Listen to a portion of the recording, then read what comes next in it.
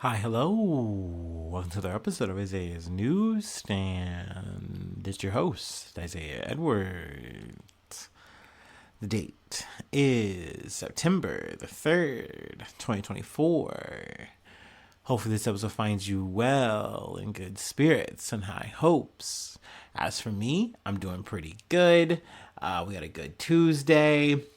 It was a pretty good day back. Let's see, I ate a lot of food over in between my episodes, so we'll definitely get into that. So overall, a lot of good things to talk about, potentially bad things, but we'll get in there in my little bloggy little time. But yeah, let's start with work. Work was fine. It was good.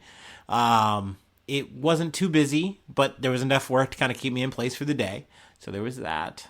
Let's see here. After work, I guess I'll go ahead and get into some of the problems. I realized today, I was like, oh, I am late on my oil change. So I got to go do that as soon as possible. So I did that after work. I go to Valvoline because I'm not changing out my oil. I know I'm not a man. I know, I suck. But I went ahead and got my oil changed, and that was good. But they let me know that my tire is like, I think it's either a combination of my alignment being pretty bad and my tire is like pretty like bald, like an eagle, which isn't a good thing if you're familiar with cars. You're an expert, you already know this. It's not a good thing to be doing, rolling on that. So I kind of had a little maybe baby freak out about that internally, but I realized like, hey, I'm poor, so maybe we just literally wait until the wheels fall off, and or if the money looks a little bit better maybe this month, maybe I find some time to do it. Excuse me, but we'll see. Fingers crossed, knock on some wood that my car doesn't explode. Of course, at Valvoline, they were trying to sell me on the more expensive oil change, but I was like, nope, I don't care because my car is leaking. Also, the guy was pretty cool. We talked like tattoos and stuff. And he laughed at my Donald joke Kingdom Hearts reference. So we love to see it. Let's see here. Let's see. We talked about my day, how my day went. Food Corner. Food Corner was good. It kind of goes back into what I did yesterday, which I went to go hang out with some family friends. It was nice. It was fun. It was a good time. I miss them. They got a new dog in the house, so it was cute meeting the dog.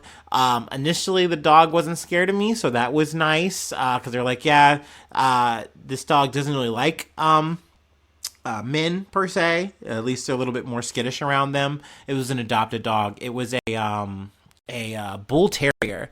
But it was adorable. She was so adorable. She perfected the sad face, and like literally when she looked at me and she wanted food from me, it just like I heard the arms of an angel just playing. I was like, oh my god, oh no, I can't give you anything.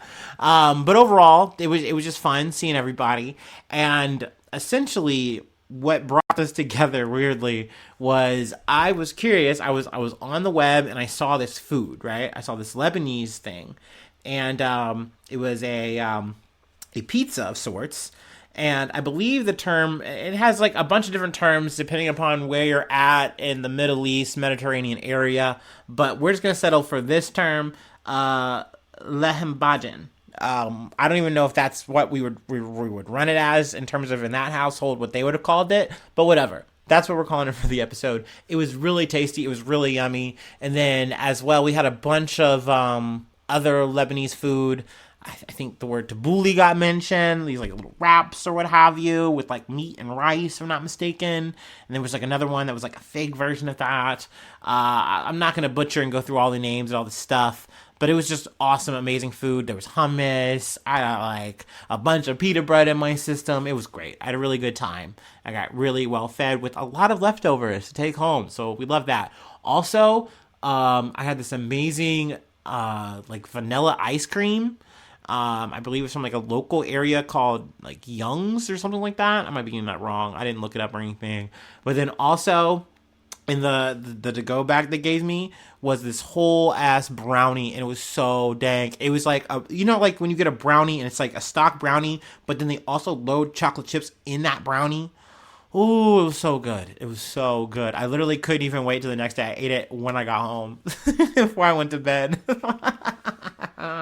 So yeah, needless to say, I am back at 260. All of my progress has been undone, and that is a circle of life. That is a circle of fat. I don't know.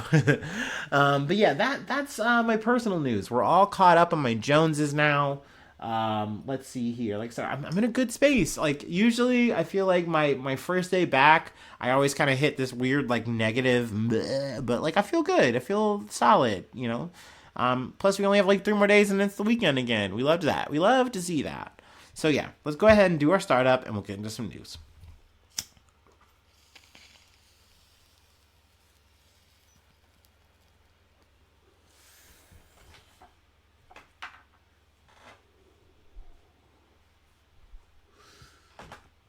Ooh wee.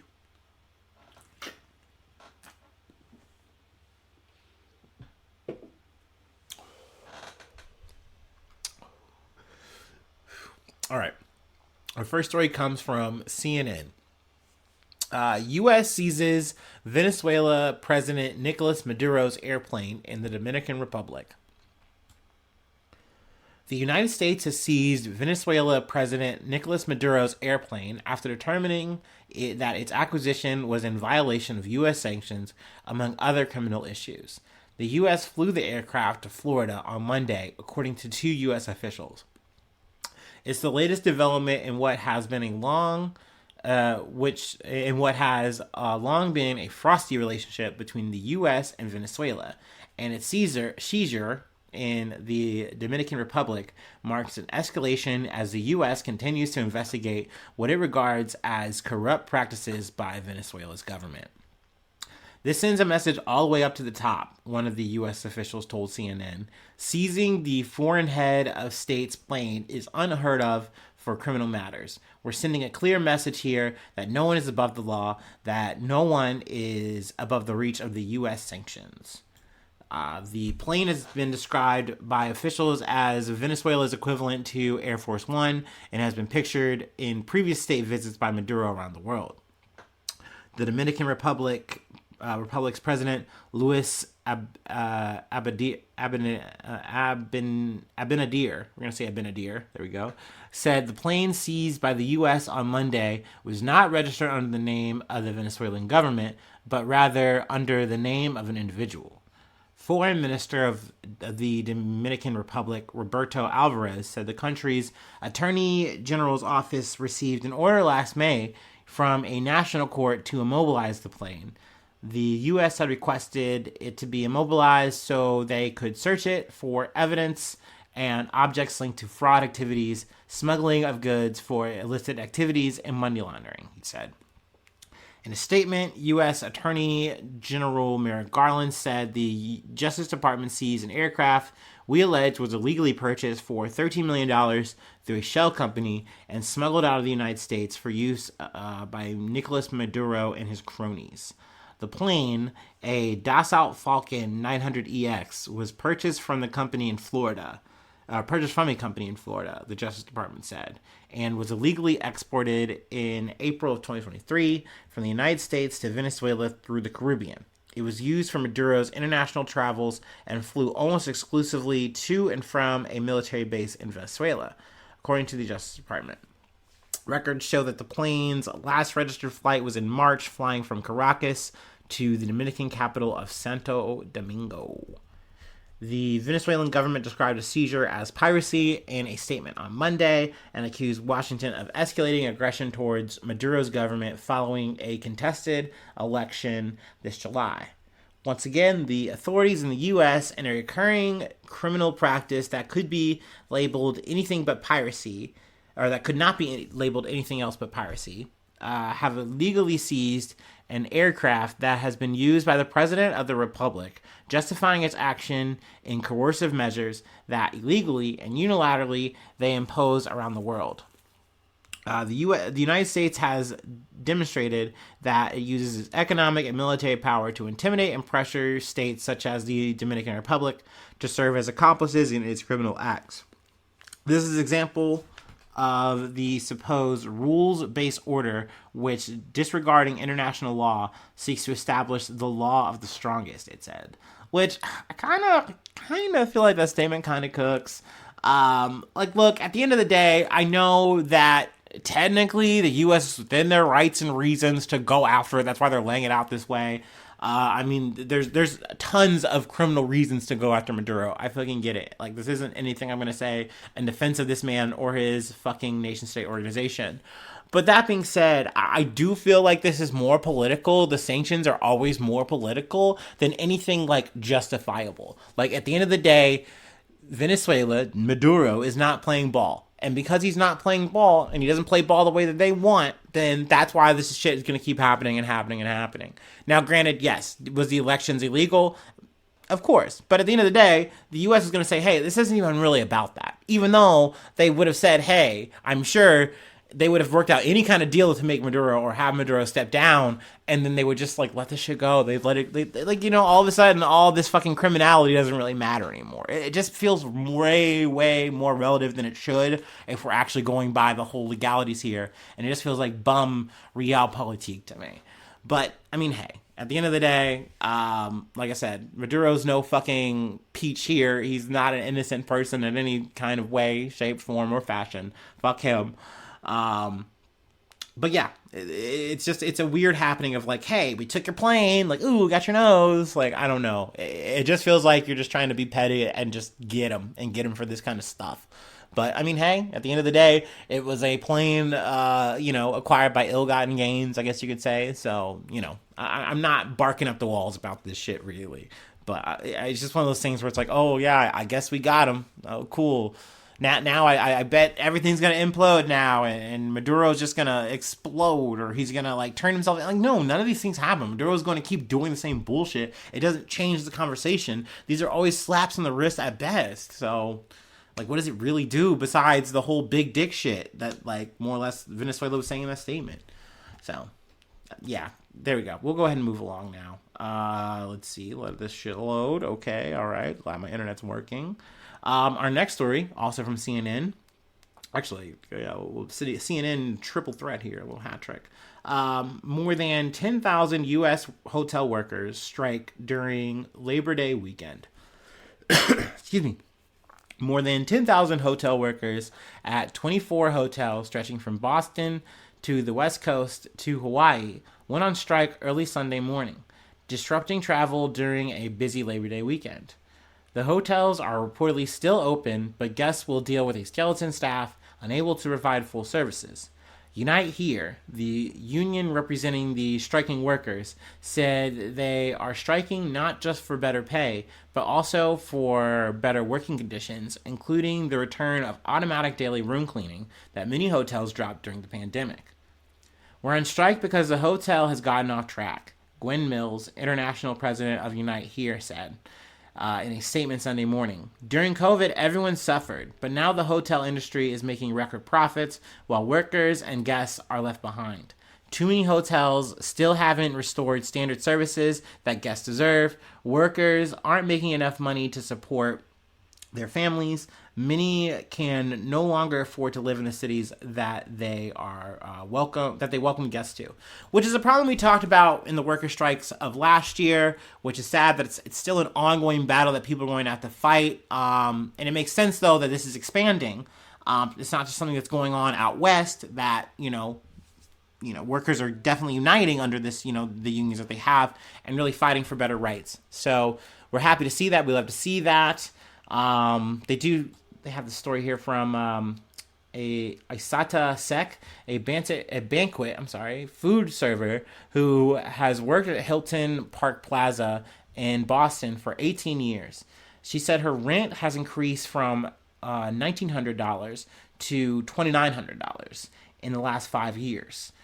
My pay only covers my rent, she told CNN. She is now working as an Uber driver to make ends meet. And sadly, that's not an uncommon story now. That there's a lot of people now having to work not just one, but two, even sometimes three jobs, multiple jobs to make everything work. That doesn't give you enough time. I'm literally covering stories like from the other day where you have people dying at a fucking Wells Fargo from pretty much working too hard. Like, you know what I mean? From literal overworking. It's sad. And just to fucking make ends meet, it's not like people are getting like fucking new mansions and like have all these cool things and amenities. Like, no, dude, you literally have enough to like get food in your belly and you cover your rent and your bills, and then that's about it. And then you just circle around again and around and again. That's not enough. That's not a living, man. That's fucked up. Meanwhile, while these hotels are literally making a profit because they're running off of, more or less these relaxed, less crews, and you're like, oh, okay, well, we're fine now. Now we're clearing a profit. Things are good. We've made up our revenue that we would have potentially lost from, having to shut down during COVID. Let's just keep it at this. This is operational. This is great. When it's like, no, you need to make sure that you have more workers. And what's a good way to have more workers is make sure you have enough to actually fund their existence. You know what I mean? It's not... It doesn't make sense to get into these jobs right now because they're not paying a living wage, or they're paying a living wage for a place that you can't afford to live in. You know what I mean? So you have to take this huge, either a crazy amount of bus drives or like a crazy long commute. And imagine that shit out in fucking out west, like in California or whatever. That's like an impossible ass drive, and it's not worth it at the end of the day going to and fro. So I'm glad that people are fighting and that they are using the situation that is Labor Day to be like, hey, no, we're back out here. We're fighting for our rights. You guys are going to have to listen to us. You guys are going to have to hear us. Also, that this is expanding beyond Labor Day weekend, but it's not doing anything to the extent of shutting down any of the hotels. It reminds me a lot of the UAW strike of last year, where it's like, hey, some things are going to go down, but overall, like, places are going to be functional and operational. You know what I mean? So it's very much that. It's just certain hotels are going to get hit harder during different phases in different ways until everybody gets what they want. Until Unite here gets what they need. So I definitely felt really compelled to at least talk about this, riff about this a little bit. I don't even cover all the details, but definitely check this out if you're interested in more information. Going to move on to a sadder story, just because we're talking loss of life, but also from CNN. 4 people were killed on a transit train near Chicago, apparently while sleeping, police say. 4 people who appear to be sleeping on a Chicago transit train were fatally shot Monday morning, and a suspect has been taken into custody, police said. The victims, they were all passengers on a train early this morning, said Forest Park Deputy Chief Chris Chen. The train was in motion on the way into Forest Park. The victims may have been homeless, Chen told CNN. Investigators are working with the Chicago Transit Authority to review surveillance footage of the shooting, which police said happened in 2 train cars, 3 in one car and the 4th in another.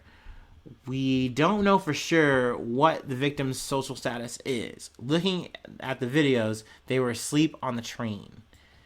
A suspect was taken into custody about an hour and a half after the shooting, which investigators believe to be an isolated incident and a random attack, police said.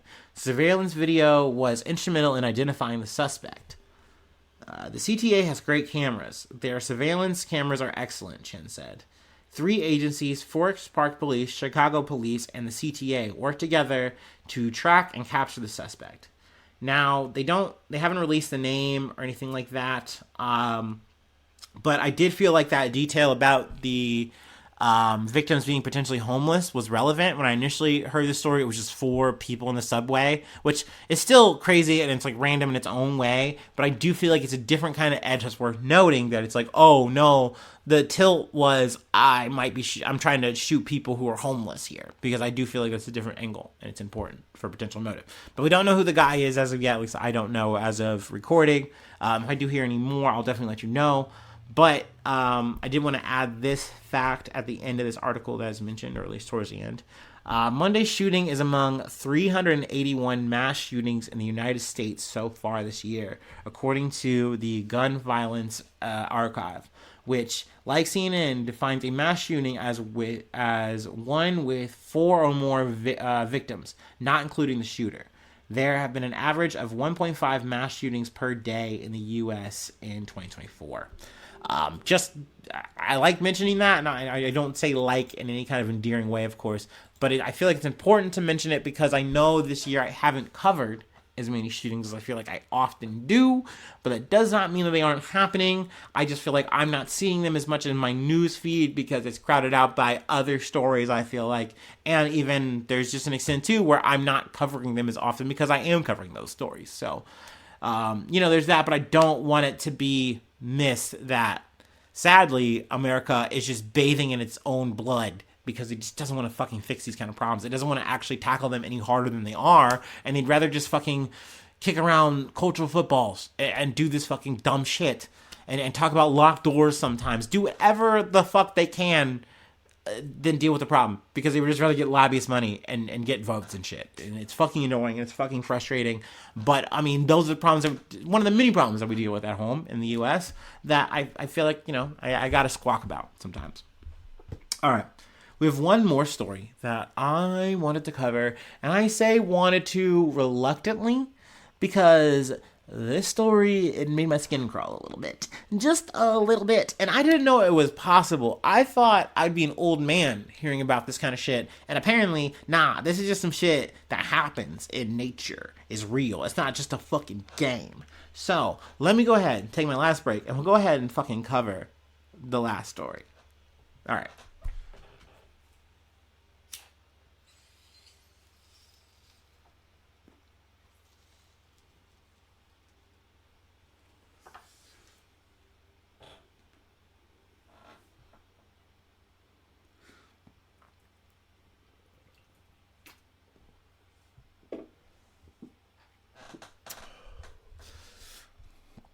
Ooh.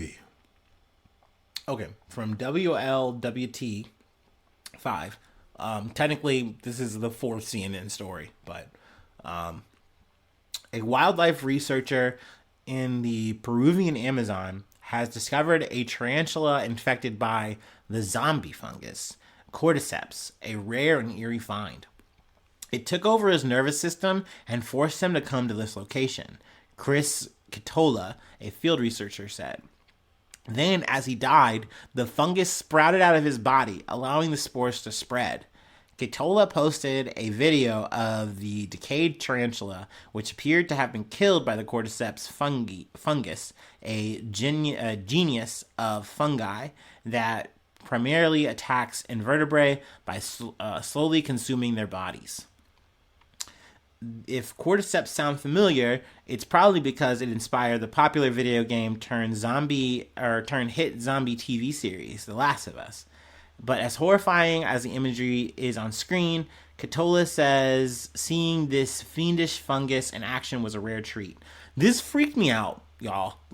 Because I thought that was totally made up, totally hyperbolic. There's no way, shape, or form that we got fungus out there actually manipulating people, turning people into zombies.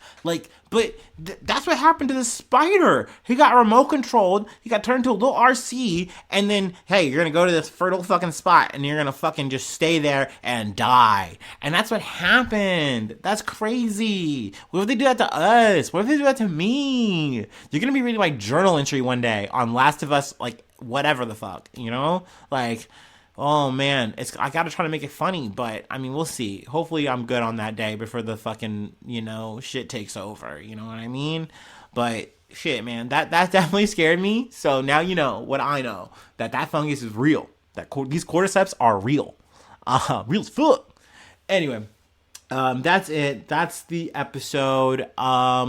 I could use this time to talk about Kinds of Kindness again. I mentioned it in the bio. Like I said, that's why you gotta check out the bio sometimes. Sometimes I say something relevant. I forgot that I didn't talk about the movie.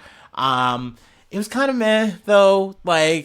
I felt like the characters are very strong, and I don't want to spoil anything. I'm really trying to fight back spoilers here, but it's interesting, but it's not good. It's just not good. And I get through a third of the movie and I go, you've got my attention, but I don't know about this movie. And then halfway through the movie, I know this is a bad movie, and I hope that the last act saves it, and it just doesn't. It's just very unfulfilling. It's just bad story and great characters, great actors, but not it.